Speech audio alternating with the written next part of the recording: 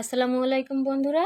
আজকে আপনাদের সামনে নতুন একটা রেসিপি নিয়ে হাজির হয়েছি। আজকে আমরা তৈরি করব আলুর পরোটা। আলুর পরোটা তৈরি করার জন্য আমরা আলু সেদ্ধ করে নিয়েছি, তারপরে আগে থেকে টেলে নেওয়া মরিচের গুঁড়ো, তারপরে কিছুটা পেঁয়াজের বেরেস্তা, তারপরে ধনেপাতা কুচি, লবণ এবং সর্বশেষ আমরা কিছুটা জিরার গুঁড়ো দিয়ে দেব। এবং আমি আগে থেকে তৈরি করে রেখেছি ময়দার ডো।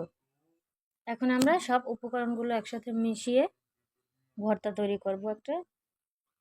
এখন পরিমাণ মতো সব উপকরণগুলো একে একে মিশিয়ে দেব, তারপরে হাত দিয়ে ভালোভাবে চটকে নেব।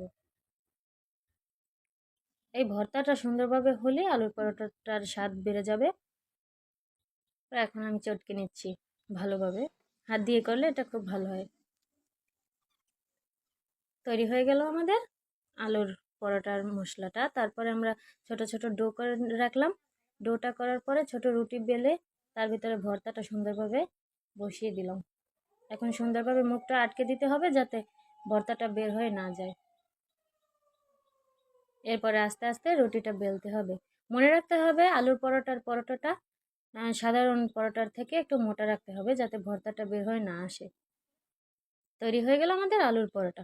এবার একটু সরিষার তেল দিয়ে ফ্রাই প্যানে আস্তে আস্তে করে ভেজে নেব। আমরা এখানে সরিষার তেল ইউজ করেছি কারণ এটা স্বাস্থ্যসম্মত। আপনারা আপনাদের রুচিসম্মত তেল ইউজ করতে পারেন। পরোটাটা যখন ব্রাউন কালার হয়ে আসবে তখন আমরা পরিবেশনের জন্য প্রস্তুত করতে পারি। তৈরি হয়ে গেল আমাদের আলুর পরোটা।